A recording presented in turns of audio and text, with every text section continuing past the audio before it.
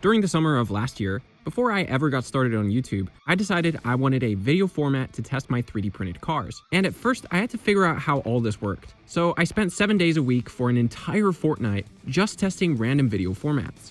Until I got this. I had been watching this channel on YouTube called 3D Bot Maker.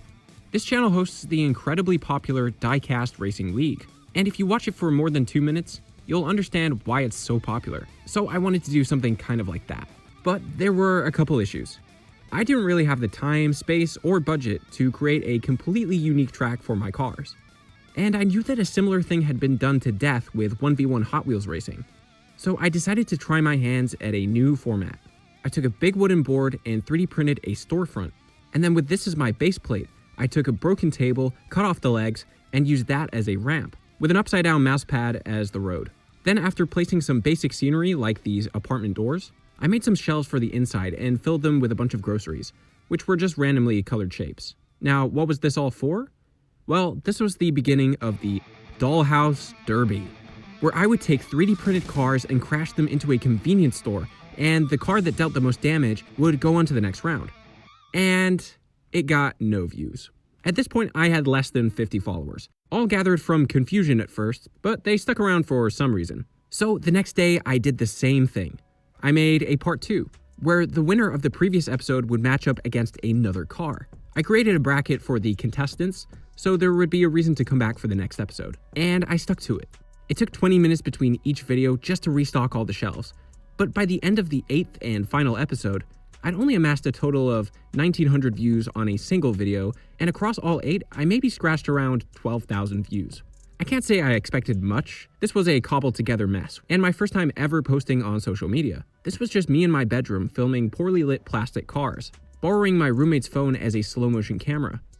I did learn some lessons though, like embracing the vertical video format, creating some better lighting, and just getting to the point of the video sooner. And this is where things started to change. I knew that doing this format raw just wasn't gonna cut it. So I had 3 ideas. Firstly, I needed to introduce the premise of the video in the first 5 seconds, because they had no idea why they were watching this poorly lit Hot Wheels ripoff. Number 2 was I had to hijack something familiar. I needed a face or a brand that would grab people's attention. But I couldn't use any real-world cars, because those weren't the ones I was designing. So to keep things on theme, I made the tournament take place at 7-Eleven. And the video would start out with 7-Eleven versus my 3D printed car, which to this day still cracks me up. And finally, if this was gonna be a Dollhouse Derby, there'd better be some destruction. So I revamped all of the furniture and created a new layout inside. And then I 3D printed hinges for these opening doors, as well as this movie prop breakable glass. But I'll get to that in a bit. Because all of a sudden, my video broke the 2,000 view mark, eventually crawling its way up to 10,000 views. This was a big step. So I just kept making more. I added music, sound effects. I had revised the intro over the next couple of videos too. I would also get a lot of comments saying that they had found a mythical algorithm pool, which told me I was heading in the right direction, especially since I was seeing regulars come back each day to check out my next episode. And even though these videos were between 60 and 90 seconds, it took a couple of hours each day to set up, film, edit, and post them. Not to mention that I was designing new cars every couple episodes, testing the weight of the cars, modifying the wheel mechanisms, but it was starting to seem like it was all worth it. Now, during this phase, I was also experimenting with answering questions from the comments, showing behind the scenes, as well as making funny edits from popular stitches. If you're a boy and you ever plan on being physically intimate with a girl... No thanks, I'd rather take my 3D printed cars and crash them into a convenience store. But during this era, I had one question pop up over and over. How do you make the glass? The most common guess was that I use sugar glass, like in the movies, which is largely correct, except it's not called sugar glass, it's called glass wax, and it lets you melt it in the oven. So I take a silicone baking dish and crush up a bunch of these rocks and let it sit in the oven. Now I did check the leaflet to make sure it wasn't going to poison my home, and I recommend that if you're working with any kind of melting substance that you double check this too. Then, once the dust turned into transparent goop, I would take it out of the oven and let it set for a minute. Now, before it fully hardened, I would have to shimmy the glass out of the tray while it was still bendy. Then I would straighten it out and slip it into this slot above the store windows. And this glass was super fragile, so I would have to make sure I didn't screw up, or I'd have to redo the 20-minute baking process all over again. It was around the time of making this behind the scenes video, I reached 1,000 followers. But with these systems in place, I kept at it with the 7-Eleven Dollhouse Derby. There were a couple running gags in the show, like how no car would knock over the back freezer, or how this was my evil exploitation of minimum wage employees. I would continue to answer questions from viewers, as well as naming drivers after the top comments. It was around here that I saw this steady uptick in views, from 10,000 views per video to 15 to 20, and then out of nowhere, I uploaded the most generic episode. No bracket, no 1v1, just my ugliest car rolling down the ramp. And as of today, it is just shy of 800,000 views. Crazy. But around this time, I was feeling like I was scrounging for ideas.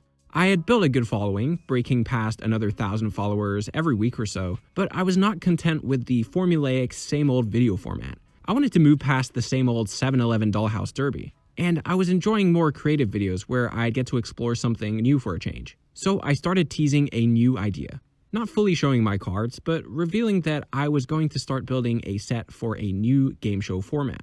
I went a little dark for a week or so, just spending my spare time building the new set. But eventually, I revealed the McDonald's Dollhouse Derby. But instead of tallying up the cost of damage, I was scoring based on human carnage. The format picked one of 20 unique characters that I designed and 3D printed. That one character was the target, and anyone else was just collateral.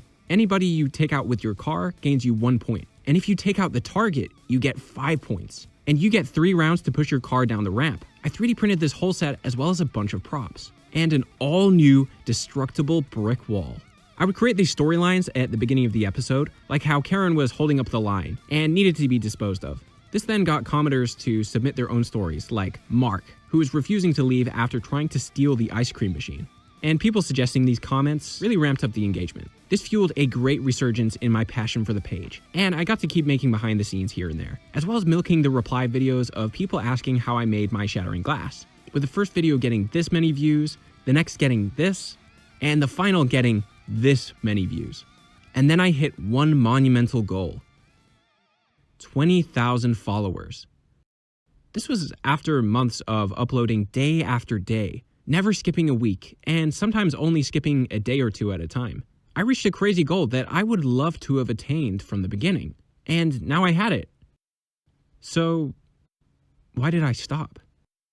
It was around this time that I took a bit of a break. I've been a lifelong YouTube viewer, and I wanted to dip my toes into making videos, so I started TikTok. With shorter videos, less time commitment, and much quicker turnaround, but with such a small window to grab someone's attention, you end up with a few regulars, and then a bunch of shallow interactions, who are just there to watch the cars go fast, and I can't blame them. After starting my YouTube channel, I dipped my toes one more time into shorts. I created this Halloween tie-in where I printed a bunch of cars as a trick-or-treat toy, and in about a week, the video blew up, and after 3 more days, I had around 700,000 views. Which, if I let it run for a little longer, would reach 1 million views. But it didn't, because I privated the video. I saw an influx of really young and really sloppy commenters who would just engage in the most surface level way. I saw my subscribers shoot up from 300 to almost 1,000 from just that one short. And I didn't feel like it was what I wanted this channel to be about. The last time I used the Dollhouse Derby format was in the now unlisted video, turning F1 cars into smart cars. If you skip to the end, you can see that I recreated the classic convenience store, but this time I shot things in landscape. I made a much better store layout, and I combined both the people and store shelves, as well as removing the scoring system altogether. And in the video before, I had the same setup for a different car, but with a CCTV filter instead. Convenience store. Straight into the middle door, knocking through what looks like 2 layers of shelves, and a direct collision with one of the customers, trapping another between the shelves, and on second impact, breaking through the window by the checkout, tearing through what remains of the far side of the store, literally crushing one of the store clerks in the process. And as a last-ditch effort to clear what remains of the store, the Vistero plows through the right side window, knocking through the bargain stand, and clearing out the back shelf. I stopped making these because it not only detracted from the point of the video, but it also took forever to set up, shoot, and then edit into the final video. You see, I didn't want this channel to just view maximize for the lowest common denominator. I value actually making a meaningful video that could inspire or stick with someone. I've been trying to find the balance in the last few uploads, and I think I'm getting the hang of doing videos that I think are good and I also enjoy making. If this is the first video you're seeing, well, hi, I'm CJ, and I design and 3D print cars. And I've started to grow an awesome community of people interested in seeing my journey. I hope you stick around because my next video will be the most ambitious yet, but you'll just have to wait and see. And thanks for nearly 5,000 subscribers. Take care.